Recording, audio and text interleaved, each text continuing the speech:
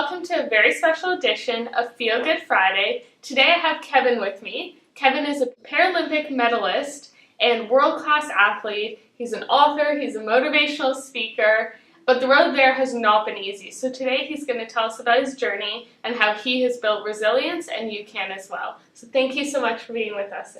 Thank you very much, Leslie. Thanks. So can you give us a little bit about your bio so everyone knows?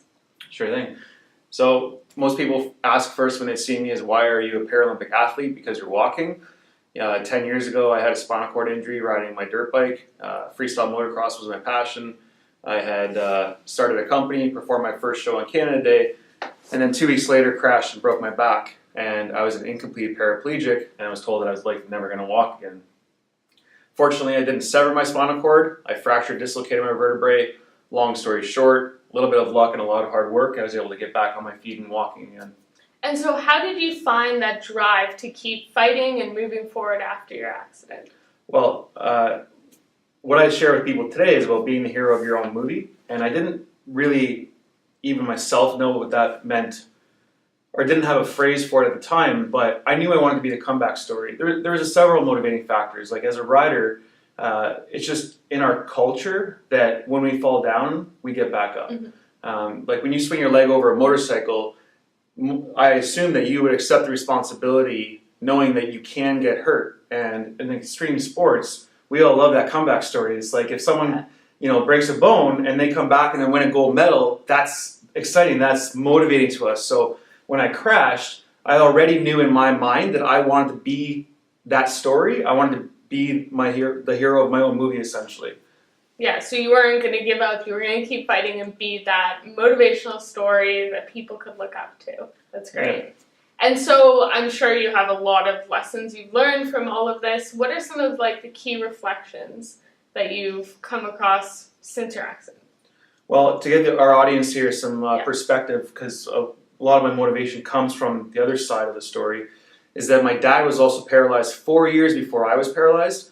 We were out deer hunting, building a tree stand, when one of the branches my dad was standing on broke. So he fell 2 stories to the ground, broke his back, severed his spinal cord, had no chance of recovery, 1 year from retirement. So Mom had both father and son in wheelchairs within 4 years from each other.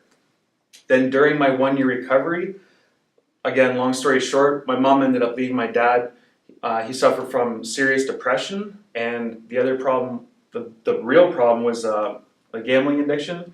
He felt like since he didn't get to enjoy his pension money through retirement, that he could spend it however he wanted. So my mom left my dad, and that was a decision that myself, my sister, and grandmother supported. And then 7 weeks later, my dad took his own life. So in 5 years, went from everyday normal kid to dad getting hurt, to pursuing my bike dream, to me getting hurt, to learning how to walk again, and then that. And that series of events had a significant impact on, obviously, my life. And when you ask where the motivation, it came from things like not wanting to be like my dad. Mm-hmm. I saw what playing the victim role would do to you in your life. I saw how debilitating depression can be and how hard it is to pull yourself out of it, and how important it is that you accept responsibility for where you are in your life and your situation, and you start taking action steps to move yourself forward. And my dad never, not that he never, because he did, but he wasn't willing often to continue trying. Mm-hmm. And you need to continue trying something until you figure out what works for you.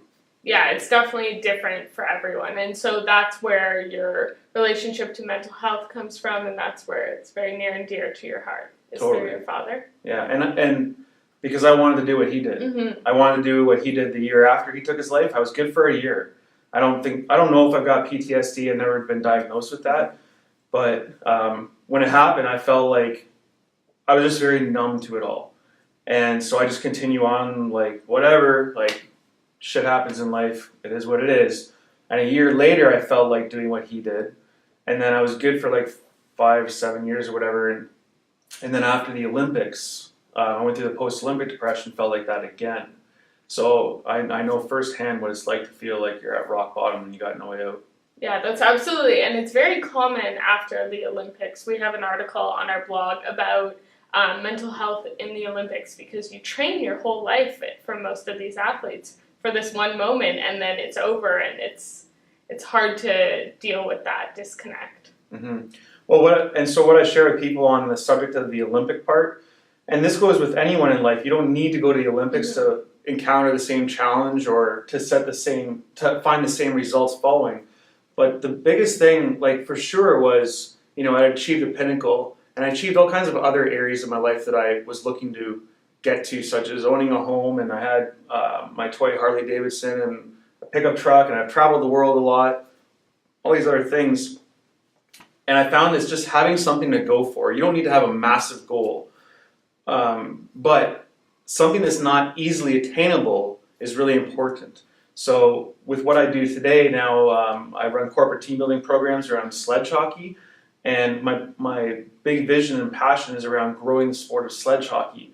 And that's not something that I can do overnight. Like, that's going to take years and years, and it can be a forever goal. Yeah. The Olympics was a 4-year goal, and then it's done. Maybe buying the home, if your goal is to just get that home, and then you buy it, and you're all of a sudden 6 months later inside, and whether you have the furniture, it's an empty home still, and you got the kids or not, if you're just buying a home as your goal, it's done, then you're like, well, now what? Like, you need to have, maybe it's like, I want to build the best marriage I can that lasts 50 years. Right, that's an ongoing thing, you're goal. Never finished. Or I want to be the best father for my children. Or I want to impact my community in ways that I can't do with just money. Like, those are goals that can carry you on forever. Yeah, So. I love that, because with CBT, which is the type of therapy we perform, that's exactly what it is. It's continuous goal setting. So once you've reached your goal of, overcoming your depression so you can live your day-to-day life, that's not the end. It's building resilience, and then it's being your best self. Like, it is ongoing and ongoing, so that you're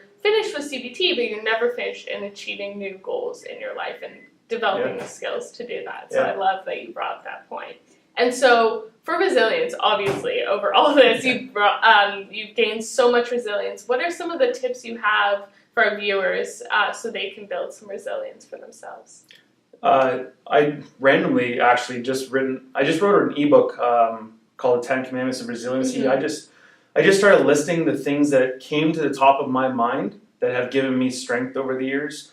So there's things like focusing on what you can control, accepting responsibility, taking things one step at a time.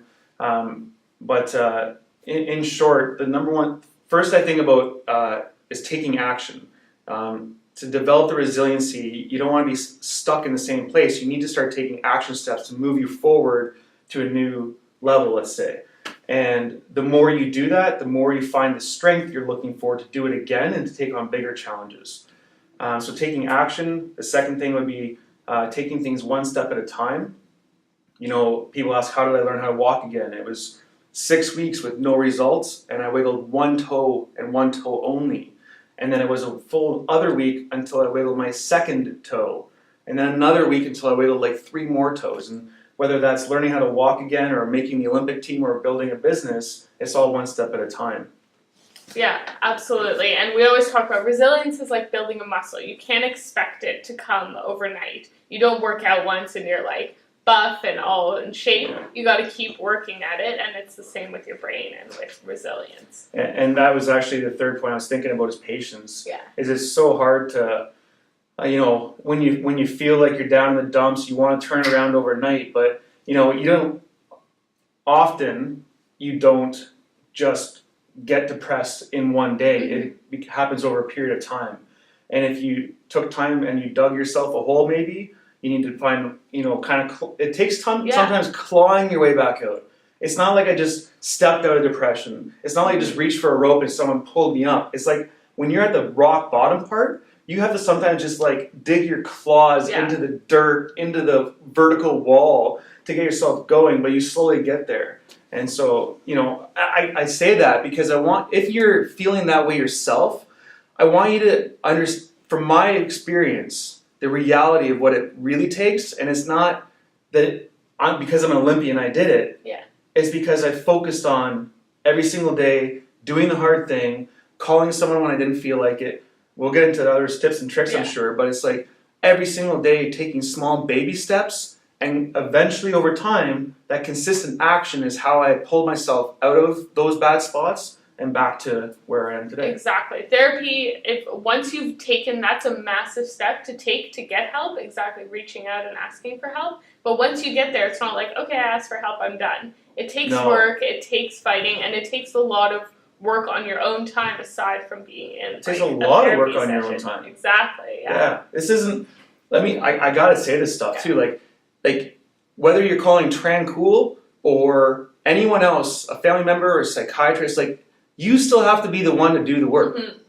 Like, we can help guide you, and there's tools that can help you take steps, but at the end of the day, you have to be the one to take responsibility and put those tools and techniques into practice. Yeah, exactly.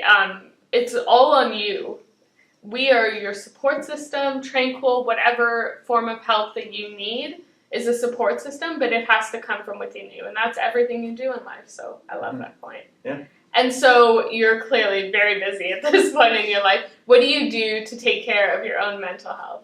So just exactly like you said with CBT, cognitive behavioral therapy is just constantly focusing on these little things that I can do.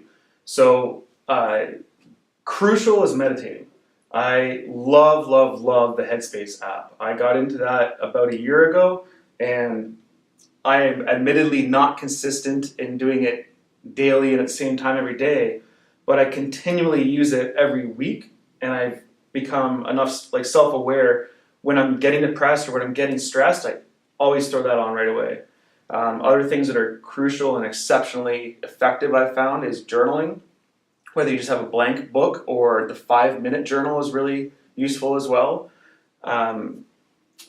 Talking to people, reaching out for help. Like you mentioned that here, that I'm 34 years old. I've been through depression. Seriously, there's actually a third account too, truthfully. But the beauty is that it also lasts shorter. Like, talking about resiliency, the first period of depression was, I don't know, like maybe 8 months to get through. The second time was maybe around like 6 months. And then the third time was like 3 months. Mm-hmm. And I hope that I never go through that again, but it gets easier.